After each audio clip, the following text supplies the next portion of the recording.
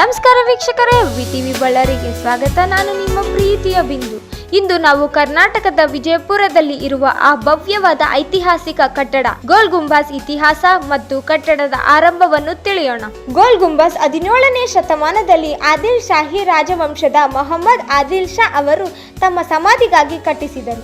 ಅದು ಅವರ ಆಸೆಯಂತೆ ತಂದೆಯ ಸಮಾಧಿಯನ್ನು ಮೀರಿಸುವಂತಿತ್ತು. 1626ರಲ್ಲಿ ಶುರುವಾಗಿ 1656ರಲ್ಲಿ ಮುಗಿದಿತ್ತು. ದಾಬೋಲನ್ ಯಾಕೋತ್ ಎಂಬ ವಾಸ್ತುಶಿಲ್ಪಿ ಮಾಡಿದ್ದು. ಇದು ಪ್ರಪಂಚದ 2ನೇ ದೊಡ್ಡ ಗುಂಬಾಸ್. ಆದಿಲ್ ಶಾಹಿ ಸಾಮ್ರಾಜ್ಯದಲ್ಲಿ ವಿಜಯಪುರ ರಾಜಧಾನಿಯಾಗಿತ್ತು. ಮೊಹಮ್ಮದ್ ಅವರು 1627ರಿಂದ 1656ರವರೆಗೆ ಆಳಿದ್ದರು ಮತ್ತು ಅವರು ದಿವ್ಯಾಂಗತ ಆದ ನಂತರ ಸಮಾಧಿಗಾಗಿ ಈ ಭವ್ಯ ಕಟ್ಟಡವನ್ನು ಆರಂಭಿಸಿದರು. ದಕ್ಷಿಣ ಭಾರತದ ಮುಸ್ಲಿಂ ಶೈಲಿಯಲ್ಲಿ ಇದನ್ನು ಮಾಡಿದ್ದು. ದೇಶದ ಅತಿ ದೊಡ್ಡ ಒಂದೇ ಕೋಣೆಯ ಕಟ್ಟಡ. ಕಟ್ಟಡದ ವಿಶೇಷತೆಗಳು ಮತ್ತು ವಾಸ್ತುಶಿಲ್ಪ ಕಲ್ಲಿನಿಂದ ಮಾಡಿದ 4 ಮೂಲೆಯ ಗೋಪುರಗಳು, ಪ್ರತಿಯೊಂದು 7 ಮಹಡಿ ಎತ್ತರವಿದ್ದು ಮತ್ತು ಸುತ್ತಲೂ ವಿಶಾಲವಾದ ಗ್ಯಾಲರಿ ಹೊಂದಿದೆ. 210 ಅಡಿ ವ್ಯಾಸದ ಗುಂಬಾಸ್ ಯಾವ ಕಂಬ ಇಲ್ಲದೆ ನಿಂತಿರುವಂತಹ ಕಟ್ಟಡ. ಅದರಲ್ಲೂ ಇಂಜಿನಿಯರಿಂಗ್ ಅದ್ಭುತವೇನೆಂದರೆ ಧ್ವನಿ ಗ್ಯಾಲರಿ. ಒಂದು ಸಣ್ಣ ಸೌಂಡ್ 10-11 ಬಾರಿ ಪ್ರತಿಧ್ವನಿ ಮಾಡುತ್ತದೆ. ಹಳೆಯ ಕಾಲದ ತಂತ್ರಜ್ಞಾನದ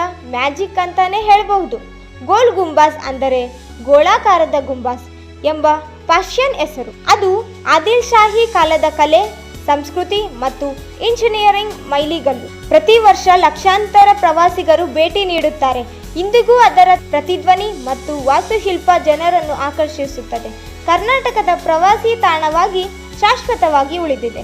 ಇದನ್ನು ನೋಡದವರು ಕರ್ನಾಟಕದ ಇತಿಹಾಸವನ್ನೇ ಕಳೆದುಕೊಂಡ ಹಾಗೆ. ಇನ್ನಷ್ಟು ಮಾಹಿತಿಗಾಗಿ ಹೀಗೆ ನೋಡ್ತಾ ಇರಿ ನಮ್ಮ ವಿಟಿವಿ ಬಳ್ಳಾರಿ. ನಮಸ್ಕಾರ.